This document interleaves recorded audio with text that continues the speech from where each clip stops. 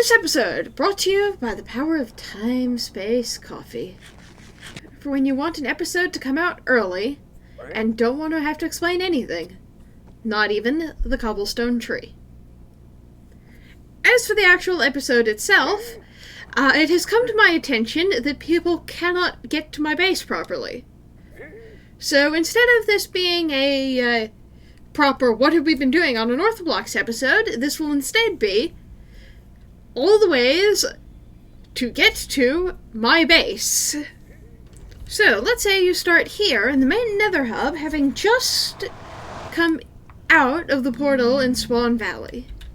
And you are wondering, how do I find that gorgeous nether dweller and her amazing house?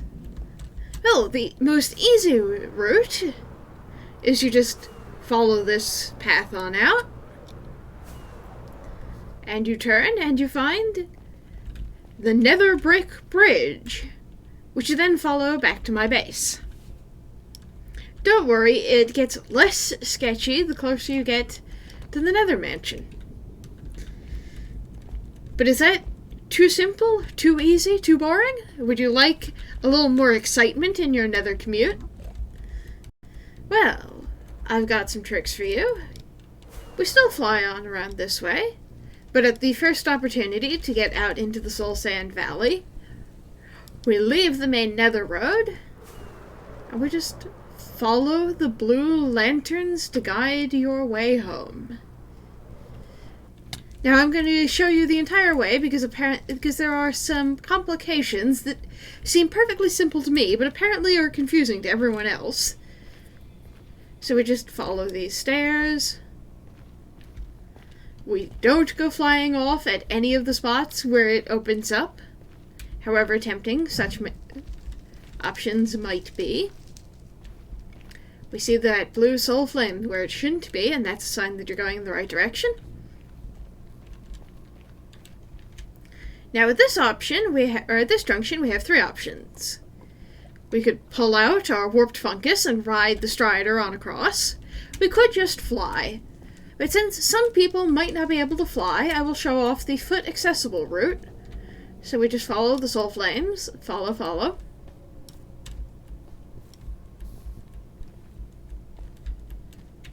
Follow the soul flame.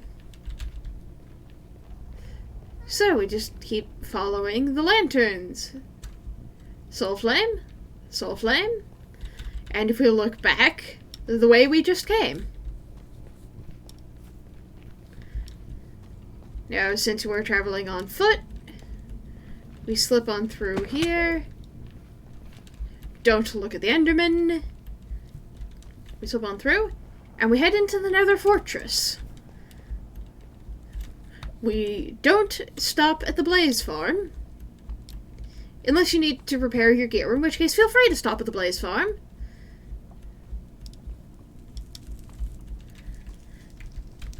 And now we have the nice, simple, easy part of the commute. Walk straight past the blazes. Where are my wither skeletons? Okay, apparently there are no wither skeletons today. Disappointing. No. The nether tourism industry is happy to bring you at least one wither skeleton to liven up your trip. So we just head on up this section of perfectly easy, convenient stairs. I have no idea why you're looking at me like that. Duck on around behind the lava fall. Or you could just swim across the lava. You do you. I'm not going to police your decisions to go swimming. And there we have the house in the distance. However, we've got a beacon hole, which suggests there might be a third sneaky way to get into my base. Now, this third path is going to be a bit spicier. A, because we start by going to somebody else's base entirely. Omelets, we follow the torch and not the other path right next to it. Thank you. We refrain from looking at Omelette's base while we do this. Land in his upper nether portal, and take the portal to the nether roof. We then get lost on the nether roof for a hot minute, and we head out this way to what is, I think, 508, negative 391, and we find the beacon beam. And then we just fall down this beacon shaft. Bold lads, or ones with a confident supply of totems, could just fall the entire way. Or feel free to jump out of the beacon beam at any point where you think that will make your life safer and easier. And voila, you're in the base. However, we are still not out of ways to get to the base, so once more I will see you in spawn for the next path. Now here we are, out in Spawn Valley, and we have yet another completely ridiculous way of getting to my base. We just fly. We just fly the entire way. I'm not going to show all of flying the entire way because it will take forever. So we'll just resume at my industrial district. And having flown all the way to my map art, we turn and adjust course to actually end up at my industrial district instead.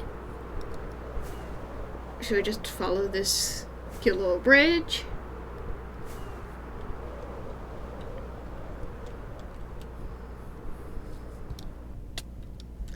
I have no idea how Jay managed to pull off actually flying out here. And we just come on out through this portal into my closet under the stairs, for where we store the overworld, because the overworld is terrible and it takes forever to get here. And then we prepare for another method of getting here.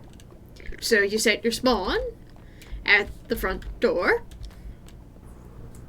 So you head this way out of the main nether hub, and you stop and pay Draken a visit.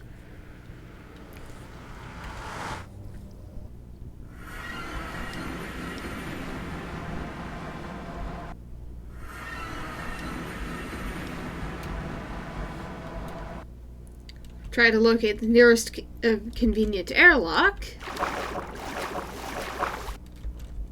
And head on out through the end gateway to get back to your spawn point, which is my house. Other fairy circles of similar magnitude will also get you back here, which can be very useful if you've gotten yourself lost on the wrong server. Just saying. Yes, of course, this method of getting to my house only works if you have already been invited here at least once. No uninvited guests can teleport back to my house through the end gateways. Probably. You never know where a fairy ring might take you if you're not careful. And presumably there is some even more ridiculous path involving the maze of mining tunnels that are honeycombing through the nether, but I don't even know that path, so we're not showing it off. We're just going to leave it at those paths for how you get back to my base. Let me know if you can think of any other ways of getting back here. I mean, you could just pull a very simple maneuver. Temporarily check all of your gear. Make sure that you're not wearing anything at this stage.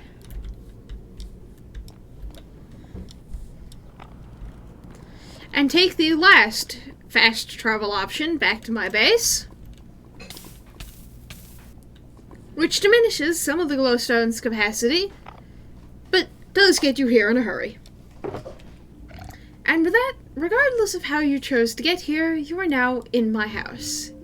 Enjoy yourself, take care, don't scatter your items across the floor.